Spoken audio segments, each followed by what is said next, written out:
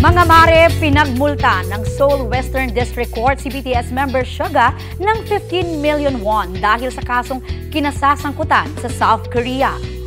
Katumbas yan ng $11,500 o mahigit 600,000 pesos dahil yan sa pagmamaneho ng K-pop idol ng electric scooter habang nakainom.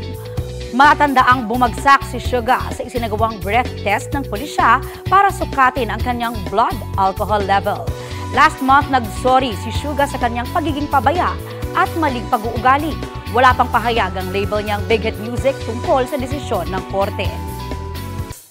Kapuso, para sa mga maiinit na balita, mag-subscribe sa GMA Integrated News sa YouTube. Sa mga kapuso naman abroad, subaybayan niyo kami sa GMA Pinoy TV at sa www.gmanews.tv.